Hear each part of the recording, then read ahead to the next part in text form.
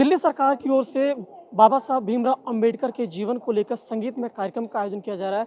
हमारे साथ बाबा साहब भीमराव अंबेडकर का किरदार निभा रहे रोहित जी हैं। आइए उन्हीं से बात करते हैं। क्या कुछ रोहित जी, क्या कुछ कहेंगे, कितना चुनौतीपूर्ण बाबा साहब का किरदार निभाना? हाँ, बहुत चुनौतीपूर्ण है, बहुत ज़्यादा चुनौतीपूर्ण है। मेरे 25 साल के करियर में शायद ही मैंने ऐसी कोई चुनौती उठाई है।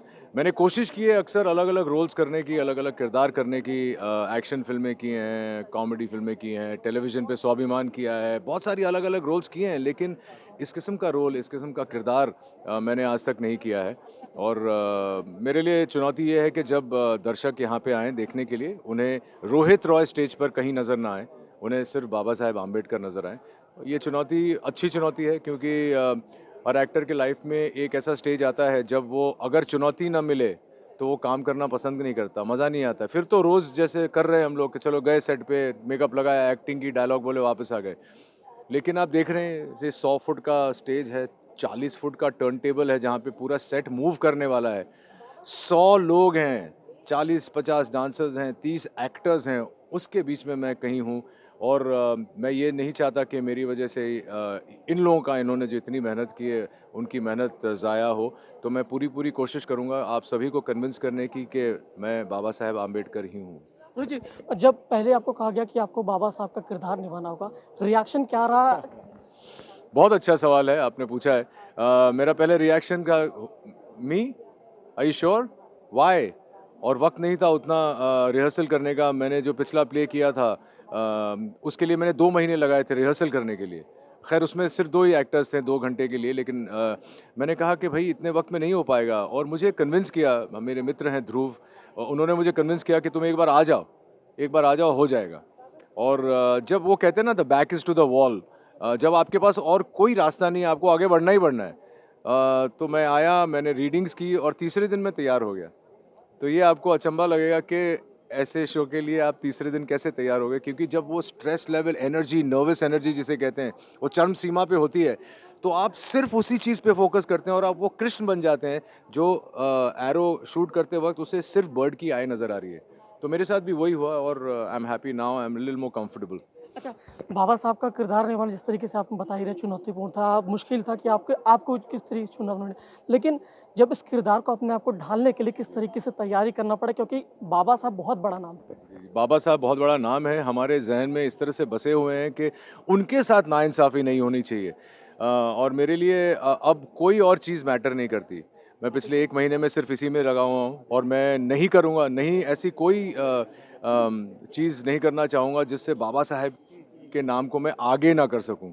इस प्ले के द्वारा हम लोग बाबा साहेब की लाइफ़ लोगों के पास ले जा रहे हैं और मुझे माध्यम चुना गया है। तो मेरी ये रिस्पॉन्सिबिलिटी है अब कि मैं लोगों को पूरी तरह कन्विंस कर दूँ। अब मैं कन्विंस्ड हूँ कि मैं ऑडियंसेस को कन्विंस कर दूँगा। और कल परसों में हमारा ग्रैंड रिहर्सल होगा, तब तक मैं आपको और फ़ोन करके बात भी करूँगा। ठीक है, तो ये थे हमारे साथ रोहित जी जो बाबा साहब का किरदार निभा रहे हैं। हमारे साथ आतिशी जी हैं और उनसे बात करते हैं कि किस तरीके से तैयारी चल रही है, किस तरीके से इस प्ले को हम देखने के लिए आ सकते हैं। मैम, पहले तो बहुत-बहुत बधाई इस तरीके से लोगों को बताने के लिए बाबा साहब के बारे में, किस तरीके से पूरा शो होगा, कैसे पहुँचे और तैयारी किस तरीके से? देखिए, बाबा साहब अम्बेडकर ने आज के हमारे आधुनिक भारत को जो शक्ल देने में एक बहुत बड़ी भूमिका निभाई है। बाबा साहब का अपना जीवन बेहद प्रेरणादायी है। बहुत संघर्ष से भरा रहा उनका जीवन।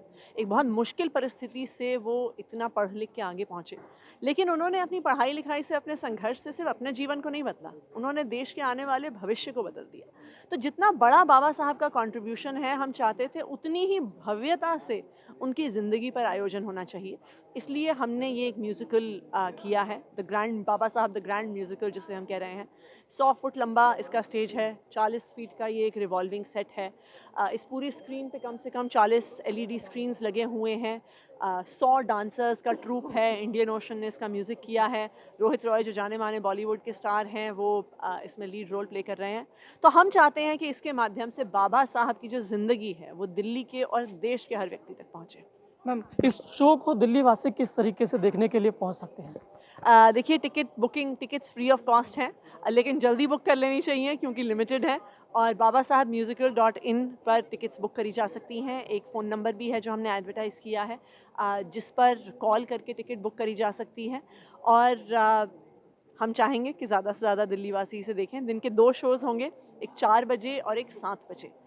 इस हॉल की कैपेसिटी 2000 लोगों की है, लेकिन कोविड प्रोटोकॉल्स की वजह से हर शो में सिर्फ 1000 लोग देख पाएंगे। तो इसलिए जल्द से जल्द दिल्ली के लोग अपनी टिकट्स बुक कर लें। कब तक शो चलेगा? क्योंकि जिस तरीके से एडवर्टीजमेंट देख रहे हैं 12 मार्च तक, तो क्या और भी डेट आगे होगी या कुछ और भी इसमें फैसला? देखिए, अभी तो 25 फरवरी से शुरू हो रहा है। इस म्यूज़िकल के 50 शोज़ का हमने प्लान किया है, लेकिन शोज़ तब तक चलेंगे जब तक मॉडल कोड ऑफ कंडक्ट नहीं लग जाता। जब भी मॉडल कोड लग जाएगा तो फिर इन शोज़ को तब विराम दे दिया जाएगा। मैम, राजनीतिक दलों की ओर से एक बात कही जा रही है कि सियासत को इसमें जोड़ा जा रहा है। देखिए, सियासत तो हर चीज़ पे सियासत का आरोप लगता है। तो अगर मैं विरोधी दलों से कहेंगे कि जी, अगर वो हमें कहते हैं हम स्कूल क्यों ठीक कर रहे हैं? पॉलिटिक्स के लिए। हम अस्पताल क्यों ठीक कर रहे हैं? पॉलिटिक्स के लिए। हम महिलाओं को बस यात्रा क्यों फ्री दे रहे हैं? पॉलिटिक्स के लिए। हम अम्बेडकर जी की ज़िंदगी पे एक म्यूज़िकल क्यों बना रहे हैं? पॉलिटिक्स के लिए। तो मैं उनको कहूँगी, आप भी ऐसी पॉलिटिक्स कर लो। आपको क्यों सिर्फ जात-पात, धर्म, पैसे, दारू बाँटने की पॉलिटिक्स करनी है? आप भी शिक्षा की, स्वास्थ्य की, बिजली, पानी, अम्बेडकर जी की ज़िंदगी पे आप भी पॉलिटिक्स करो। बहुत बहुत शुक्रिया मैम।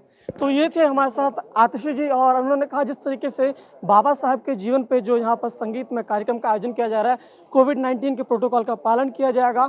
साथ ही इन्होंने कहा कि जो भी राजनीति के इसमें आरोप लगा रहे हैं, वो भी इस तरीके की राजनीति करें और देश में जिस तरीके से आम आदमी पार्टी सुधार कर रही है, वो भी इन्हें आगे बढ़ाएँ। गणेश पाठक, ईटीवी भारत, दिल्ली।